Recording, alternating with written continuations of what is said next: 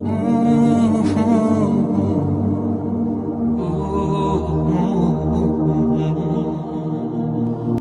کہتے ہیں ہم 5 وقت کی نماز بھی پڑھتے ہیں، پھر بھی ہماری زندگی میں اتنی مشکلیں، اتنی پریشانیاں ہیں۔ پتہ ہے کیوں؟ کیونکہ انسان سمجھتا ہے اس نے دین میں قدم رکھ لیا تو اب اس کو مشکلوں کا سامنا نہیں کرنا پڑے گا، اب آزمائشیں نہیں آئیں گی، اب سب میری مرضی کے مطابق ہوگا۔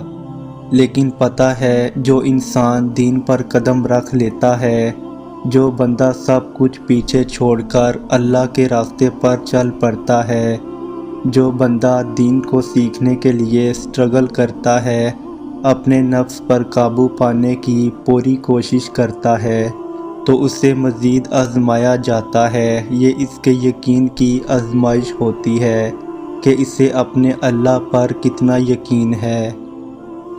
یقین پتہ ہے کیا ہے؟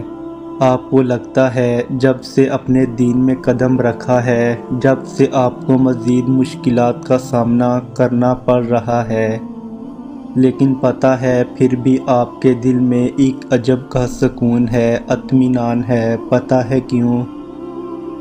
کیونکہ آپ کو ان مشکلات سے زیادہ اللہ پر یقین ہے۔ آپ کو یقین ہے کہ ان سب مشکلوں سے بڑا میرا اللہ ہے۔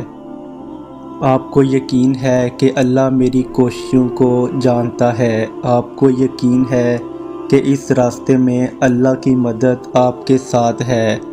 آپ کو یقین ہے کہ وہ آپ کو کبھی گرنے نہ دے گا۔ آپ کو یقین ہے کہ وہ آپ کو سنبھال لے گا۔ یہ راستہ تو سیدھا میرے اللہ تک جاتا ہے، تو راستوں کی دشواریوں سے کیا گھبرانا۔ آپ کو یقین ہے کہ جو اس کی طرف ایک قدم بڑھتا ہے تو 10 قدم دوڑ کر آپ کی طرف آتا ہے۔ اس راستے پر آپ اکیلے نہیں بلکہ دونوں جہانوں کا مالک آپ کے ساتھ ہے۔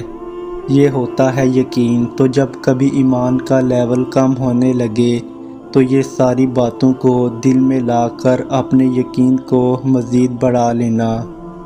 یقین کرو اللہ پر، یقین آپ کو کبھی تھکنے نہیں دے گا۔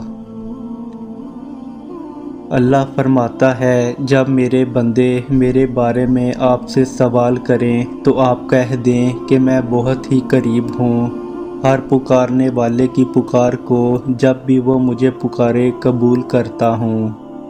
اس لیے لوگوں کو بھی چاہیے وہ میری بات مان لیا کریں اور مجھ پر ایمان رکھیں، یہی ان کی بھلائی کا باعث ہے۔ ہدایت اور اللہ کی محبت 2 ایسی چیزیں ہیں جو انسان کو مانگے بغیر نہیں ملتی۔ اللہ سے رجوع کرنے میں دیر نہ کرو، ابھی بھی وقت ہے، لوٹ جاؤ اس کی جانب، وہ آج بھی تمہاری توبہ کے، تمہارے لوٹنے کے انتظار میں ہے۔ تم اس سے مانگو تو صحیح، وہ کیوں تمہیں ہدایت نہیں دے گا، وہ کیوں تمہیں اپنی محبت سے نہیں نوازے گا۔ بس پہلا قدم تمہیں اٹھانا اور بہت ساری دعائیں کرنی ہیں، پھر دیکھنا وہ کیسے تمہارے لیے راستے بناتا ہے، کیسے تمہارے لیے غیب سے مدد بھیجتا ہے۔